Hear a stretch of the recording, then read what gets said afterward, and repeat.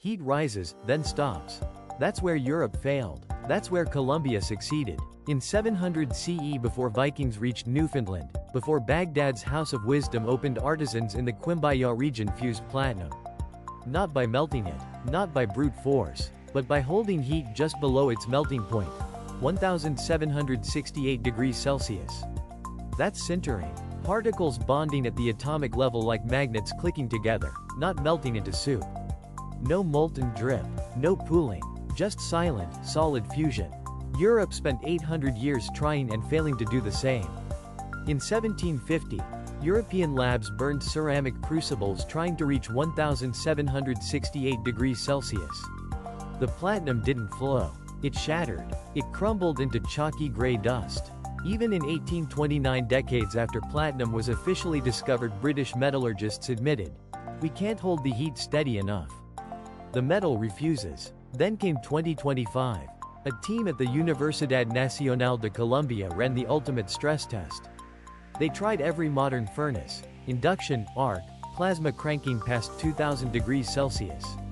Result? Same failure. Powder, cracks, collapse. The lab went quiet, not because it worked but because nothing else had. Then they did one thing differently. They buried a clay pit furnace in river sand, packed it with charcoal, coated platinum powder in raw beeswax, lit it slow. No digital controls, no thermocouples buried deep. Just fire, time, and the exact ratios passed down orally, invisibly for centuries. At 1650 degrees Celsius, 118 degrees below melting, the platinum locked. Solid, dense, shiny, unbreakable. It wasn't luck. It wasn't myth. It was a pre-industrial chemical reactor, engineered, repeatable, precise. And for the first time in history, science didn't just confirm it worked. It confirmed it only worked this way. So what changed in 2025? Not the metal, not the math, just one thing: who they listened to. The Quimbaya didn't chase heat. They choreographed it. And the most terrifying part? We didn't lose the recipe. We refused to read it. They buried the furnace. But what they breathed into it, that's what changed everything. Beeswax doesn't just melt. At around 300 degrees Celsius, long before platinum even begins to soften, it pyrolyzes. It breaks apart, releases carbon-rich vapors, not smoke, not ash, a slow, dense, invisible breath full of hungry carbon atoms. And those atoms did something extraordinary. They swept through the furnace like tiny blacksmiths, grabbing oxygen, stealing it from platinum oxide grains. Because here's the brutal truth Europe missed for centuries: platinum powder doesn't fail because it's cold. It fails because it's dirty. Oxygen clings to its surface, forms brittle, chalky oxides. And when you try to sinter it, it cracks, it crumbles, it refuses. But carbon doesn't ask permission. It binds with oxygen, forms CO gas, and floats away, leaving pure platinum grains exposed, naked, ready. And at 1650 degrees Celsius, held steady by river sand, they fused. Not by force, by chemistry. That's why river sand wasn't filler. Colombian river sand is rich in silica, pure, stable, heat-resistant. It didn't just insulate the furnace.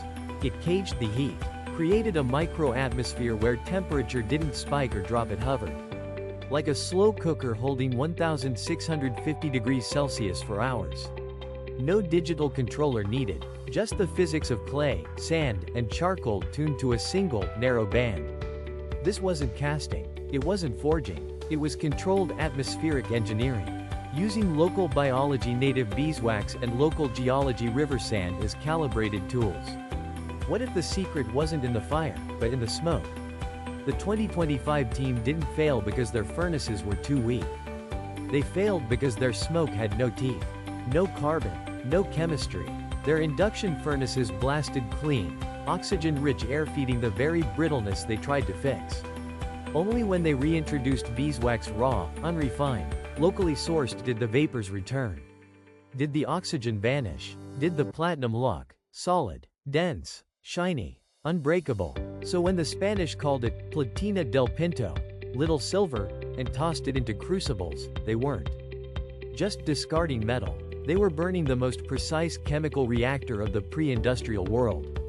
One built not from steel and steam but from wax, sand, and breath.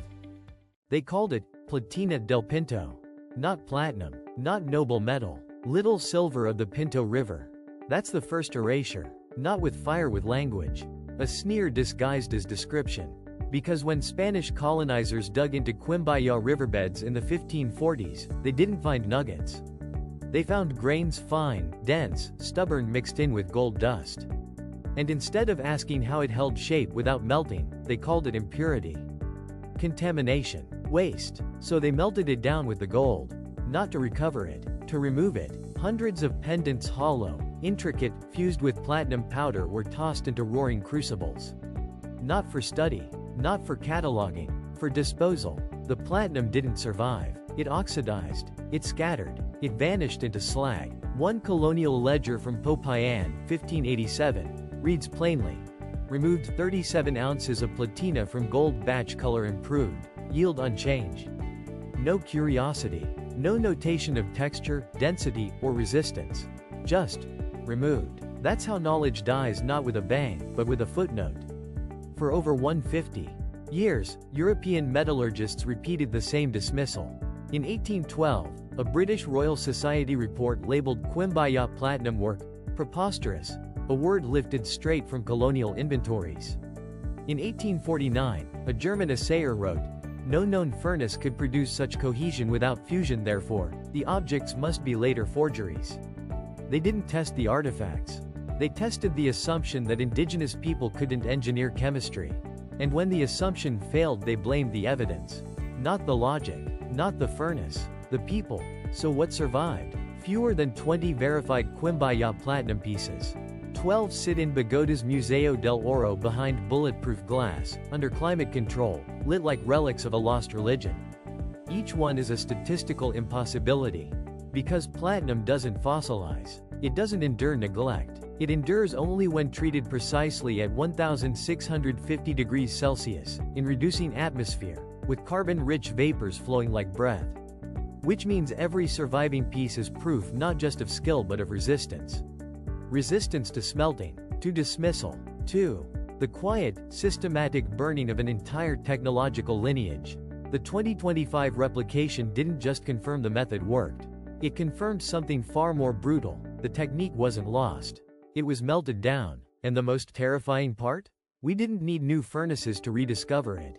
We needed new ears. To hear what the Beeswax had been saying all along. Heat doesn't win. Precision does. And precision doesn't roar. It holds its breath. That's the final, quiet truth that Quimbaya left behind, not in gold, not in stone, but in the space between. We measure progress by how hot we burn, how fast we compute, how loud we broadcast. But mastery lives in the narrow band between melting and burning, between oxygen and vacuum, between instruction and intuition. The Quimbaya didn't chase temperature. They choreographed chemistry. Beeswax wasn't just wax. It was a timed release valve pyrolyzing at exactly 300 degrees Celsius to flood the furnace with carbon vapor before platinum even stirred. River sand wasn't just filler.